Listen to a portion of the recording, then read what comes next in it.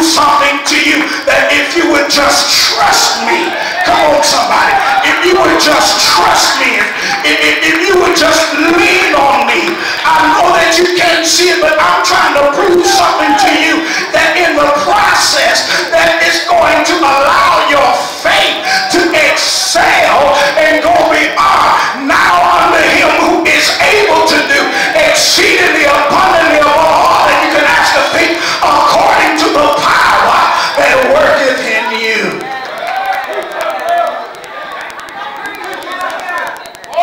Jeremiah 23. Listen to what the word of the Lord says in verse number 4. He says, I will set up shepherds over them who will feed them. You need to underline that. He says, I will set up shepherds over them who will feed them. The first thing that a shepherd has to do is feed the flock. And a good shepherd doesn't just feed the flock anything. He just doesn't take them to drink from any kind of running brook. A good shepherd understands and knows the terrain. I want to mind this place. He understands the terrain. He knows good grazing terrain and bad grazing terrain. And he understands that if he gives the sheep the wrong kind of diet, that it can ultimately kill the sheep. He understands that he can't take the sheep to any kind of running brook, because he understands and knows the sensitivity of the sheep as he's drinking water from the brook. That's why David says that thou leadest me beside the still waters. I want to write in this place, because a good shepherd knows that a sheep has such a tender nose that if he drinks from the wrong kind of brook, that it will eventually drown. I wonder if I got some help in this place. Would you lean over somebody and say, I thank God that I got a good shepherd. You need to understand. You need to understand just not that, but he watches over the sheep. He protects the sheep from danger. Oh, I wonder if I got some help in this place. Sometimes a wild beast, a wild animal, the sheep don't see it. Y'all ain't in this place with me. The sheep don't see the danger. They're defenseless and they're helpless, and they depend on the shepherd for everything. But the good shepherd understands that he's got to watch, because danger could be lurking at any moment. So what the shepherd does, he watches out for wolves and wild animals and beasts that can infiltrate and destroy the sheep. Some of y'all might get upset. Some of y'all might get mad at what I'm about to say. That's why some of you sisters, y'all got to be careful the kind of men that you're taking into your life. And if you come to your shepherd and God shows your shepherd something about that man, you better believe what your shepherd has said, because he sees what you don't see. Many people won't be in positions and in the shape that they're in if they just want to listen to the shepherd.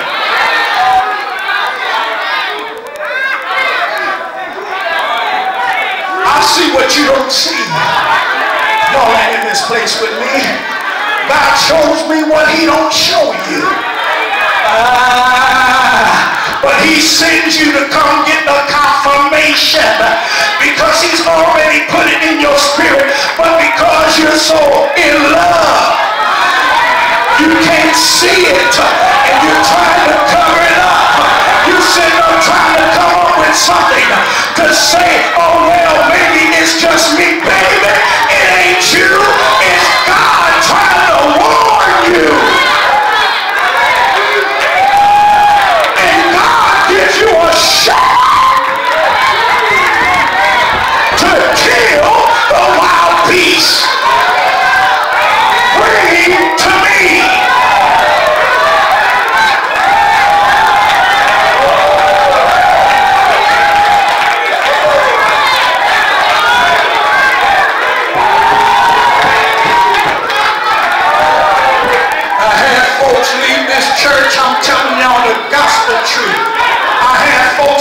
this church get upset, get mad because I gave them what the Lord gave me. And as soon as they get mad at me, I'll say, okay, a year, it'll be over. 6 months to a year, I look up in the marriage, it's in the dumps. Come on, somebody. And they're too ashamed to come back. Come on, somebody. They're too ashamed to come back and say, Pastor, I'm sorry, and I should have listened to what you told me. Come on, somebody. God gives you a shepherd for a reason.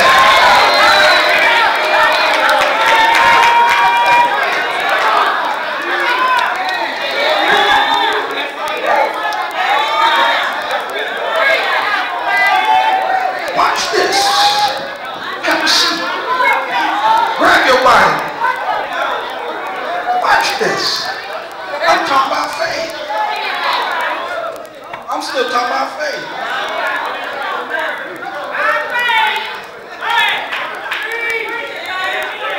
But I got to show you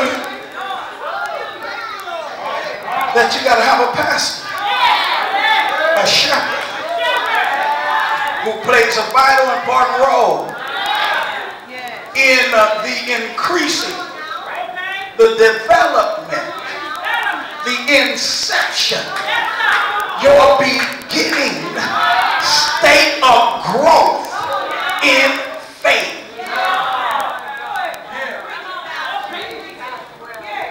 Listen to what Jeremiah says. I'm still in Jeremiah 2. He says, I will set up shepherds over them who will feed them. You didn't see where he said that the sheep feed the shepherd.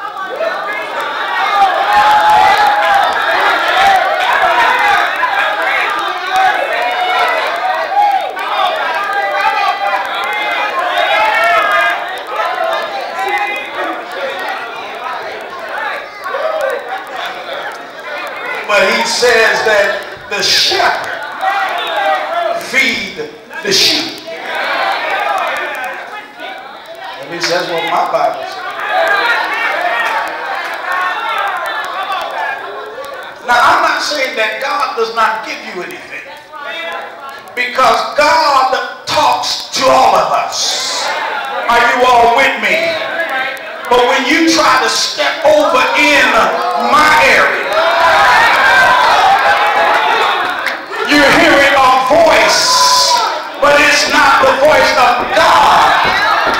It is a clairvoyant voice, a vortex, the demonic, come on somebody, that's trying to get you to move into a place that you haven't been ordered or, my God, ordained to step in.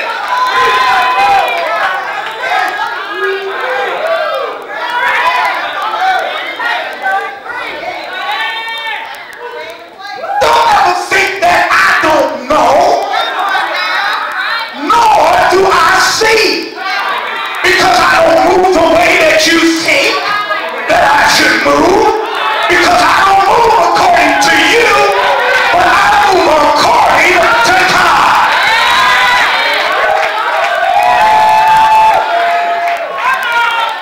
Because he is my shepherd. As a matter of fact, he's the good shepherd. I'm just an underling. Oh my